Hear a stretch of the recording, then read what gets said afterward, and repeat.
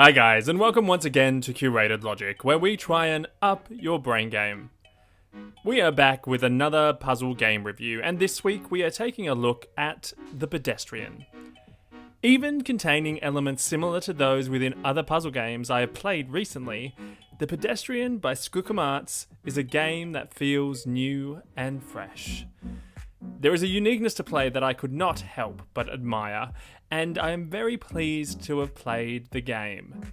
However, in seeing some elements that reminded me of other games, well, one other game in particular, which I will touch on later, I could not help but compare what The Pedestrian was trying to achieve to what was achieved elsewhere. Because of this, even though, once again, I am pleased to have played it, there were some things lacking in the game that left me feeling by the end of play that the experience was good, but not great.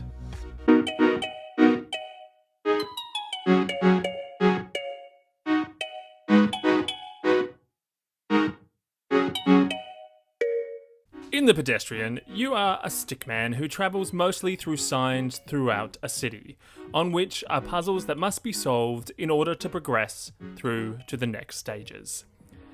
The puzzles start off just with you connecting doors and ladders in order to collect necessary items to find your way to an exit, but over the 5 or so hours of gameplay, develop mechanisms of increasing complexity in order to challenge the player further and further.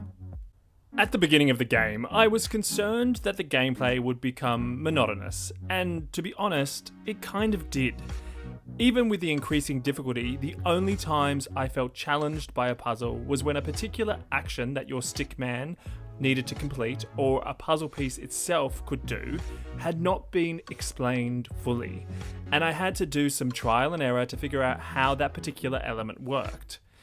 This was at points a little frustrating, as it seemed as if it had been set up for certain actions not to be allowed, so when they were later on, it confused me a little. But this confusion only occurred a couple of times, and once I figured out how that particular part of the game worked, it presented little problem later on down the line.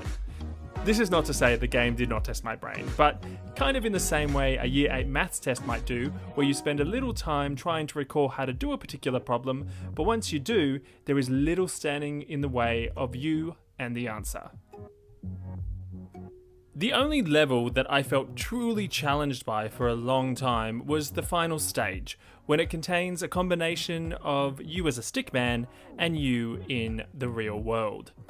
The problems I felt lay there, however, were to finally feel challenged when you know that the game is near completion felt a little too late, and the change in gameplay felt jarring and for me frustrating, as I had enjoyed the smoothness of playing as the 2D stickman, which only made me not enjoy the inevitable clunkiness of moving in a 3D world more.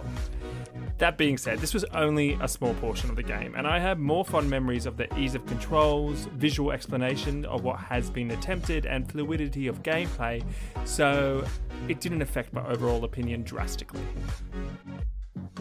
Along with the ease of controls, at the beginning of the game you are given what is a simple and easy to follow tutorial within the first minutes of gameplay. The way this is done is not too tutorial-esque or just like instructions in your face, and it really gives you a sense of the world you are entering as you learn.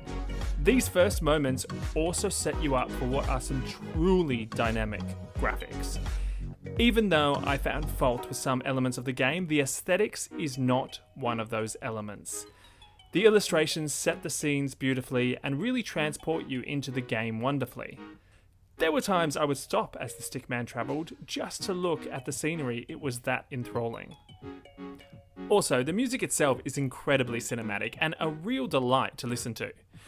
What I found disappointing, though, was that the combination of the music and the graphics really set a scene that felt as if it was full of emotion and warmth and heart.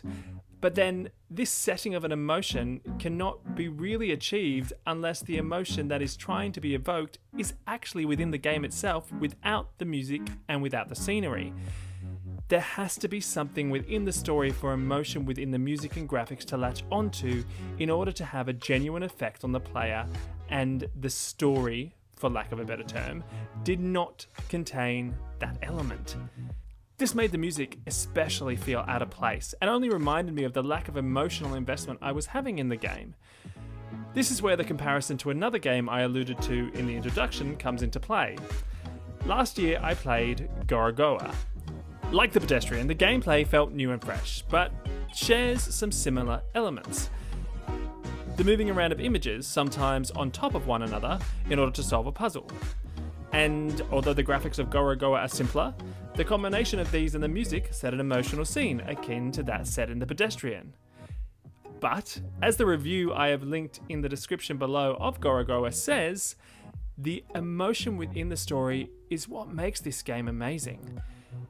There is a genuine heart and feeling within the game, and the additional elements act like a megaphone to this emotion, rather than seemingly trying to create it from scratch, as was done, I felt, in The Pedestrian. There is a part of me that feels sad for feeling this about The Pedestrian, as when I finished the game, I could not help but feel that the creators of the game must be lovely people. There was a lot of thought put into the game, and they obviously really wanted to make something that authentically touched people in some way, but for me, it just missed the mark in this area by a scooch. There were a couple of other little issues that I found irritating.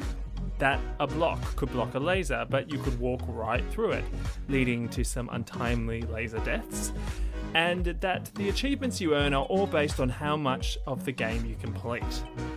The reason this second point frustrated me was because within the game there are some secrets, and the first time I played through, I missed all of them. The only way I found out there were secrets to be found was when, after playing, I looked up other people's thoughts on the game.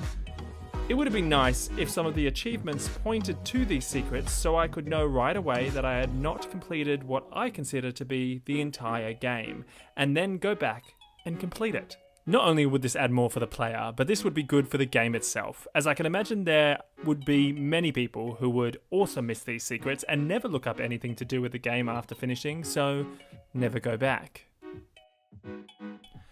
So, whilst I left happy overall to have entered the world of The Pedestrian, I was left wishing for more both in terms of challenge and heart. And even though I am only giving the game a 7 out of 10, I'm going to keep a keen eye out for what else is produced by the same people, as there was enough in The Pedestrian to keep me excited as to what they will do next. If you want to continue upping your brain game, please follow Curator Logic on any of the socials listed above or below, or you can support us through Patreon, which is also linked above and below. I hope wherever you are in the world, you are keeping safe and happy. Until next time, keep upping your brain game and have fun. See ya.